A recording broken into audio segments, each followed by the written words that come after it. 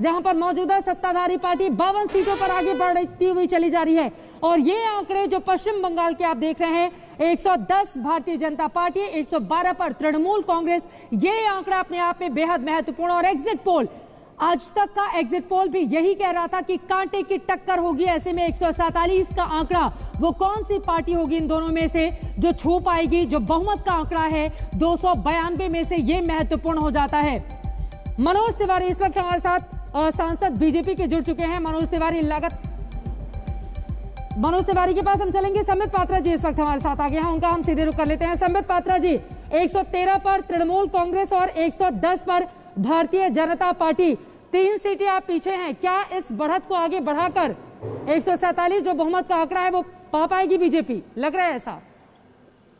देखिए चित्रा जी, पहले तो मैं एक निवेदन करना चाहूंगा कि आज जो विषय है, आज कोई सेलिब्रेशन का विषय नहीं है, कोई विक्ट्री मार्च का विषय नहीं है। और जो आदरणीय नड्डा जी ने सारे भारतीय जनता पार्टी के कार्यकर्ताओं को, उम्मीदवारों को जो नोटिस जारी किया है कि किसी प्रकार का कोई विक्ट्री मार्च ना हो, इसका हम सब पालन करें। देश में जो स्थिति है उस स्थिति को ध्यान में रखते हुए हमें बहुत संवेदनशील होने की आवश्यकता है, नंबर 1।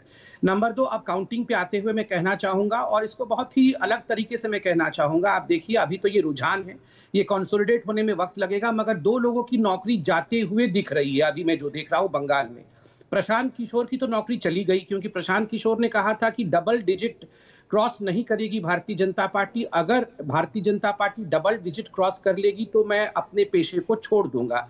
तो अभी जो मैं देख रहा हूं आज तक के स्क्रीन पे, कहीं ना कहीं प्रशांत किशोर तो गए हैं, और नीचे जो ब्रेकिंग न्यूज चल रहा है उसके हिसाब से नंदीग्राम में भी ममता बनर्जी जाते हुए दिख रही हैं।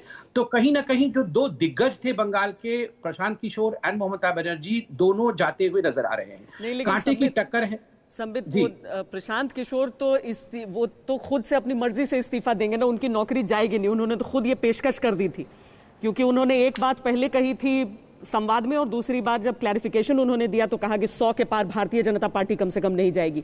लेकिन क्या आप सिर्फ संतुष्ट हो जाएंगे 100 के पार जाके? क्योंकि अगर ये 115, 109 अभी बहुत शुरुआती रुझान है, लेकिन अगर कुछ ऐसा ही रह गया आंकड़ा तो आप लोग संतुष्ट हो जाएंगे, जबकि आपका भी लक्ष्य था 200 पार।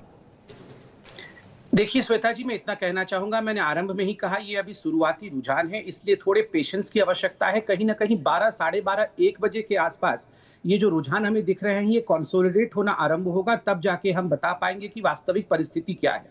मगर श्वेता जी, मैं सुबह से ही देख रहा हूं, आप लोगों ने बिल्कुल इससे पहले अर्जुन जी से जो चर्चा भी की, सबसे बड़ी बात जो आप दोनों ने बताया कि कहां से ये सफर भारतीय जनता पार्टी का बंगाल में शुरू हुआ था। याद करिए, वही श्वेता जी थी, वही चित्रा जी, वही अंजना जी के साथ में बैठ के 2016 में डिबेट कर रहा था। बंगाल के चुनाव के नतीजे जब आ रहे थे, हम कहीं नहीं, हमारे को केवल 10% वोट